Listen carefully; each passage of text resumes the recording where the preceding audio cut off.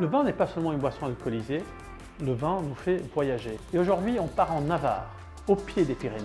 Ibon Hoyo est le vigneron derrière Las Bodegas Aristo, dans le village de Lumbier, pas loin de Pampelune, au confluent de deux fleuves, l'Irati et le Salazar. Ces parcelles de Grenache se trouvent à quelques 500 mètres sur le niveau de la mer. Grenache, voici un nom qu'on a déjà tous entendu.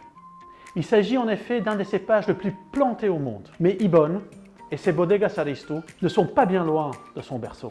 La Grenache est un cépage qui mûrit tardivement. Il est donc friande de climats chauds et secs qui vont stimuler la maturation des raisins. L'expansion de la Grenache, ou de la Garnacha comme on l'appelle là-bas, part de Catalogne, s'étend vers l'intérieur de l'Espagne, vers la Meseta, sèche et aride, enjambe aussi les Pyrénées et s'étend sur tout le sud de la France, où elle devient un cépage indispensable dans bien des appellations, comme Châteauneuf-du-Pape. Mais elle ne s'arrête pas là.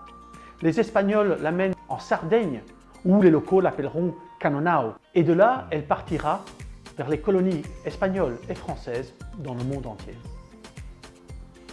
Mais revenons à notre cher Ibon et sa verte Navarre. Avec les courants froids des Pyrénées, la Grenache d'Ibon va donner des vins frais, compensant ainsi le manque d'acidité typique de ce cépage, qui va donner des vins au corps moyen et à la robe claire, des arômes de fruits rouges et une pointe de poivre blanc.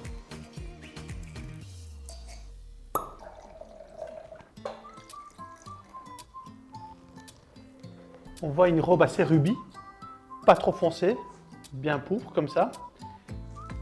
Qu'est-ce que tu sens au nez? On dirait des fruits rouges un peu. Est-ce que ça correspond? Ça correspond. On dirait des fruits très mûrs et une pointe d'épices. Il y a un côté très velouté. On sent la fraîcheur. On ne goûte absolument pas l'alcool. Il y a un petit arrière-goût. Il y a du poivre, certes, mais peut-être de la pierre à fusil. Est-ce que on peut dire qu'on goûte des légers senteurs de bois? En effet, ici, Ibon, il fait faire la fermentation en fût de chêne, mais l'affinement se fait en inox. Et pourquoi le vin s'appelle Autua? Autua, en basque, veut dire le choix. Et Ibon, en effet, c'est un excellent choix pour l'apéro.